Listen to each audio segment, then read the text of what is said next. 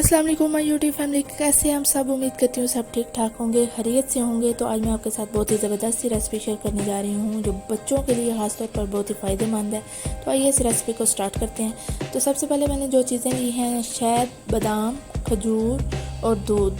तो अब हम एक ब्लेंडर ले लेंगे और उसमें मिल्क ऐड करेंगे 1.5 कप। बादाम ऐड करेंगे 10 से 12, मैंने छिलका उतार लिया था। खजूरें ऐड करेंगे 6 से 7।